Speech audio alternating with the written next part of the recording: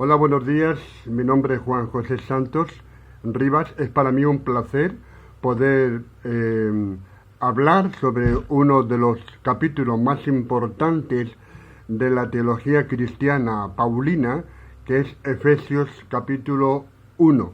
Voy a tratar por todos los medios de hacer un croquis lo más abreviado posible sobre todas las definiciones que están contenidas en este hermoso capítulo desde el versículo 1 hasta el 14.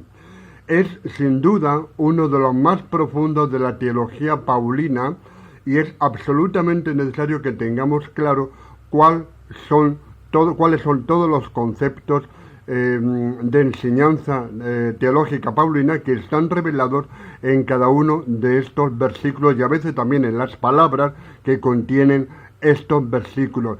Cada palabra de los versículos que, como digo, que están entre el 1 y el 14, contiene una enorme afirmación para la fe cristiana. Entonces he creído importante haceros un bosquejo, un croquis, un resumen, porque es un capítulo enormemente complicado a la hora de entenderlo de manera general. Me parece que es de gran importancia, creo que os va a ayudar. Su riqueza espiritual es de unas proporciones realmente gigantescas y estoy seguro que este pequeño, creo que su resumen que he hecho va a ser de ayuda para aquellos que quieran estudiar la Biblia y comprender el proyecto de Dios para cada uno de nosotros y por tanto para la Iglesia y para los cristianos a nivel mundial. Bien. Me he permitido el lujo de incluir algunas fotografías a modo de decoración o de adorno explicativas para desarrollar el pensamiento paulino en cada uno de los versículos. Fijaros que vamos a comenzar con el versículo capítulo 1. Aquí he puesto, dice así el versículo, lo tenéis aquí a la mano izquierda. Y bueno, de alguna manera he querido adornar con fotografías la idea desarrollada aquí al objeto de que las personas que tienen menor nivel de estudios puedan comprenderlo mejor. Eso está hecho para que aquellas personas que por desgracia no han tenido la posibilidad de estudiar lo suficiente, las fotografías pueden complementar muy bien la enseñanza y lo van a entender mucho mejor. Bien. Efesios capítulo 1 versículo 14, es necesario que lo podamos leer, está aquí claramente, dice lo siguiente. Vamos a acercarlo todo lo que podamos, dice así, lo desmonto, dice, bendito sea el Dios y Padre de nuestro Señor Jesucristo, que nos bendijo con toda bendición espiritual. Aquí tenemos Dios bendiciéndonos con toda bendición espiritual. ¿A quién? A todos los cristianos que han creído en la palabra de Dios, ¿de acuerdo? Bien, aquí está el Señor bendiciéndonos con toda bendición espiritual. Y vamos a seguir, os dais cuenta que están todos marcados con una línea roja, de modo que siguiendo la línea roja vamos a conocer cada uno de los versículos. En primer lugar, fijaros que nos dice que bendito sea Dios y Padre de nuestro Señor Jesucristo, que nos bendijo con toda bendición espiritual. Aquí lo vamos a poner un poco más claro. ¿Veis el versículo? Y yo me he permitido destacar en letra negra y gruesa toda bendición espiritual. ¿Os dais cuenta? Es decir, la línea roja nos indica directamente a qué nos estamos refiriendo, a qué versículo nos estamos refiriendo. Toda, bendito Dios el Padre, es primero empieza con una alabanza, que nos ha bendecido con toda, en mayúscula, en negrita, ¿lo veis? Toda, no unas pocas, no unas cuantas, sino toda bendición espiritual. Esto es de una grandeza enorme que nuestra mente humana apenas puede comprender por muy cristiana que sea, ¿de acuerdo? Ahora, dice que Él nos ha bendecido con toda bendición espiritual. Veis también que lo pongo en verde. Voy a destacar en tres colores distintos los conceptos más importantes de esos versículos. Aquí lo tengo en verde. Y aquí tengo una nota aclaratoria que nos va a venir muy bien para entender qué tipo de bendición espiritual se refiere Pablo. Bien, vamos a agrandarlo un poquito más, con mucho cuidado porque esto es muy cutre todo lo que estoy haciendo. Aquí lo vamos a agrandar un poquito más, no sé si lo veis con claridad. Dice así, bueno, leo yo directamente qué es la bendición espiritual. Bien, ¿qué es la bendición? En este caso la espiritual, que es la más importante. Salvación, vamos a ponerlo así, salvación, son bendiciones, perdón de los pecados, ser aceptado como hijos adoptivos de Dios, gozo, paz, presencia del Espíritu Santo. Todo esto es necesario para la salvación, porque hay otras bendiciones que son materiales, que también lo pongo aquí debajo, bendición material, salud, la posibilidad de tener trabajo, en fin, esas cosas no son necesarias para la salvación, pero sí son importantes para llevar una vida cristiana, ¿de acuerdo? Vamos a agrandarlo un poquito más. Aquí lo tenéis. De modo que, ¿a qué bendiciones se refiere el Señor? Claramente, ¿a qué refiere toda bendición espiritual? Lo tenemos aquí muy claramente.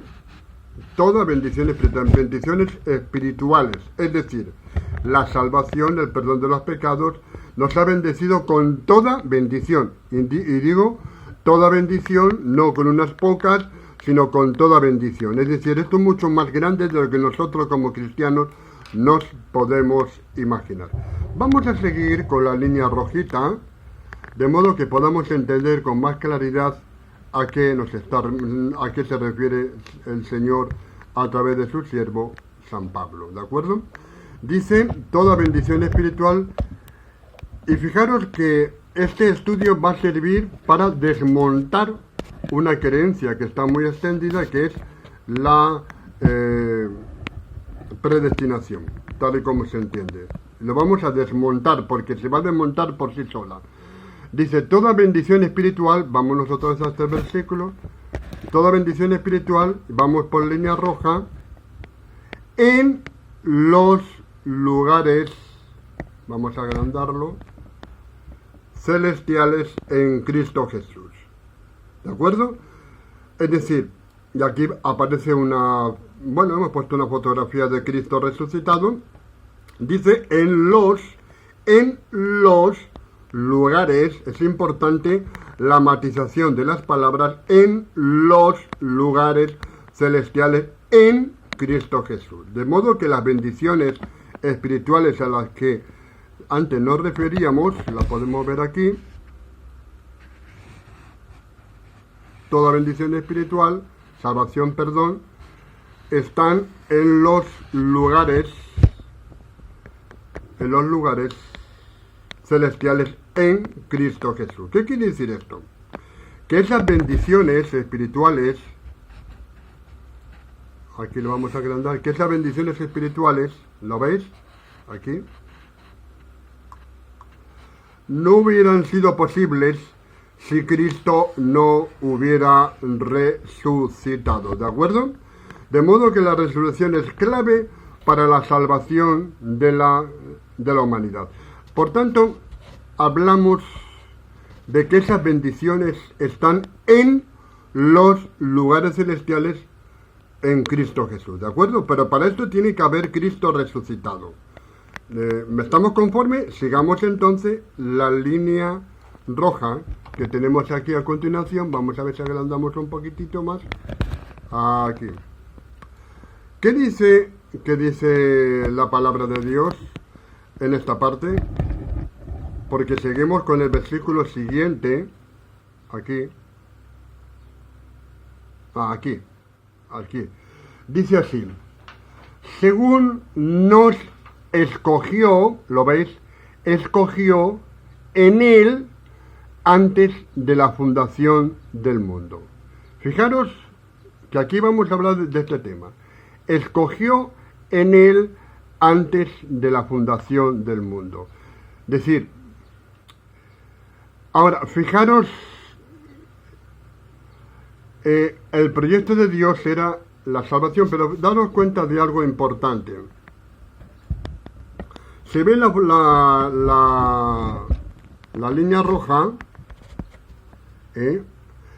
Aquí pone escoger, aquí está toda la humanidad representada en estas 5 figuritas, pero de las 5 figuritas hay una en roja que ha sido escogida,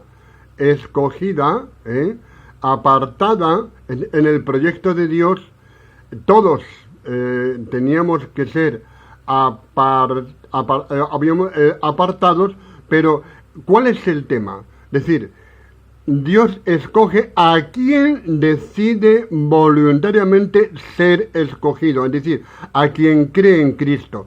De estos 4 que también estaban predestinados para el proyecto de Dios, solamente este es el que decide seguir a Cristo de manera voluntaria. Es el libre albedrío. Yo escojo voluntariamente seguir a Cristo. Bueno, pues a este Dios le escoge,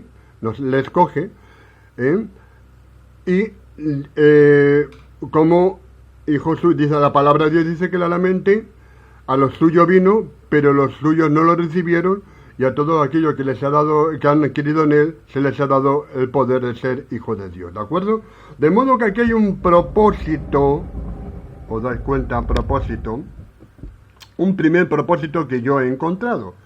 Algunas personas pueden encontrar otros propósitos, probablemente habrá más de un propósito de Dios en este proyecto de Efesios capítulo 1, ¿va?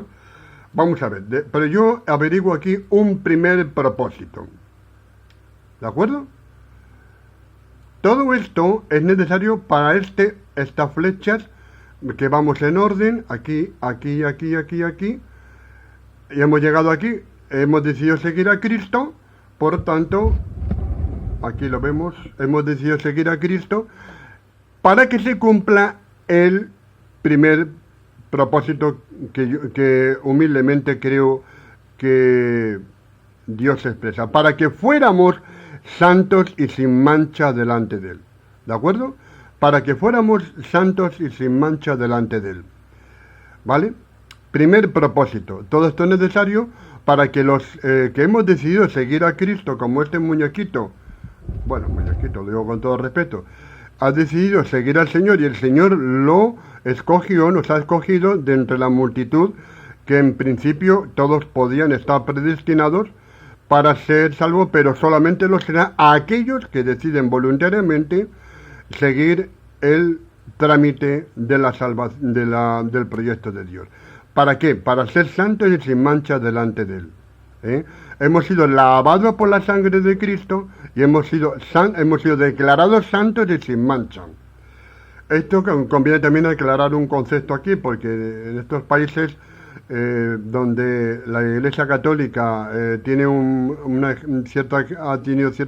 piensa que los santos son unos pocos que son muy santos, muy santos. No, la Biblia declara santo a toda persona que ha creído en Cristo y le sigue de verdad. Y además, cuyos pecados han sido lavados por la sangre de Cristo. No tiene que ser una persona súper excelente, un gran cristiano lleno de grandes... No, es cualquier persona que haya decidido seguir a Cristo y creer en la palabra. Dice la palabra de Dios que se nos ha dado el poder de ser hecho hijo de Dios. Somos declarados santos por Cristo y sin mancha. Nuestra mancha ha sido lavada por la sangre de Cristo en la cruz del Calvario. Delante de Él, para que fuéramos santos y sin mancha delante de Él. Sigamos la flechita. Y vámonos al versículo siguiente. Dice así: en amor habiéndonos predestinado para ser adoptados hijos suyos por medio de Jesucristo según el puro afecto de su voluntad. Todo esto es por amor, para ser adoptados como hijos e hijas de Dios por medio de Jesucristo según el puro afecto de su voluntad. ¿De acuerdo? Fijaros que este es el propósito de Dios, para ser santos y sin mancha delante de, en el amor habiéndonos predestinado para ser adoptados hijos suyos por medio de Jesucristo según el puro afecto de su voluntad, según Jesús, ¿de acuerdo? De modo que para que todo esto, para que esto sea una realidad, esto que tenemos que se cumpla a propósito, Dios ha tenido que cumplir un proyecto que empezamos por aquí, seguimos por aquí, con la garantía de que en los lugares celestiales en Cristo Jesús, Él nos escogió en Él, ¿de acuerdo? Vamos a ir resumiendo, nos escogió en Él para ser santos sin manchas delante de Él. Ahora, me parece muy importante la palabra predestino, ¿de acuerdo? En amor, predestinados para ser adoptados, predestino. Hay un error garrafal de enormes proporciones en cierta parte de la teología cristiana que dice, bueno, todos somos predestinados, luego hagamos lo que hagamos, somos salvos. No, no es verdad, eso es antibíblico completamente. Vamos a ver. Si nos vamos a la palabra predestino, aquí la tenéis, la voy a poner con este papelito, ¿la veis bien claramente? Bien. ¿La veis aquí? Dice así, la palabra predestino. Por eso es bueno conocer el origen de las palabras y su significado, ¿de acuerdo? Vamos a ponerlo aquí delante del ordenador para que sea todavía más claro. Si lo vemos, aquí lo voy a adelantar. Predestino dice, formado por dos palabras. Pre, que significa antes, segundo, destino, que en su origen era hacer puntería en el blanco. Acertar en el blanco, destino, ¿de acuerdo? De modo que la palabra predestino sería algo como antes de hacer puntería en el blanco. Esto es muy interesante. Antes de hacer puntería en el blanco. Es interesante que nos quedemos con esta definición etimológica del origen de la palabra. Antes de hacer puntería en el blanco, ¿de acuerdo? Bien. Es decir, toda la humanidad creada ha sido predestinada, pero eso no quiere decir que sea destinada. ¿Me explico? Son dos conceptos similares, pero una cosa es el predestino y otra cosa es el destino, como tal. Es decir, yo puedo tener una empresa y educar a mis hijos, mis dos hijos. Bueno, yo no tengo empresa ahora, pero la idea es, puedo educar a mis dos hijos y predestinar a mis hijos para que sean líderes de la empresa. ¿Qué sucede? Eso no garantiza que mis hijos vayan a heredar la empresa. Entonces, ¿quién heredará la empresa? Aquel que decida voluntariamente hacerse cargo del negocio. Entonces, ese será el elegido para desarrollar los negocios heredados del padre, ¿de acuerdo? Entonces, la predestinación no garantiza para nada la salvación. Todos los seres humanos, todos hemos sido predestinados, pero la salvación solamente la garantiza el seguir a Cristo voluntariamente. Es decir, aquí lo tenemos con más claridad, en la segunda parte. ¿Lo veis? Vamos a seguir la línea roja que venía de la anterior página, ¿de acuerdo? Dice así aquí, para alabanza en rojo, palabra destacada, de la gloria de su gracia, con la cual nos hizo aceptos en el amado. Es decir, somos para alabanza, todo esto ha sido necesario, aquí vamos a ver lo anterior. Una vez que hemos decidido tenemos la garantía de la resurrección de Cristo, en los lugares celestiales están todas las bendiciones, voy resumiendo, espirituales, con la garantía de la resurrección de Cristo, donde Él está sentado, el cual nos escoge, como aquí ves, por que nosotros hemos decidido escuchar su palabra y seguirle. El resto, aunque estén predestinados, no van a tener la posibilidad de salvación. ¿Por qué?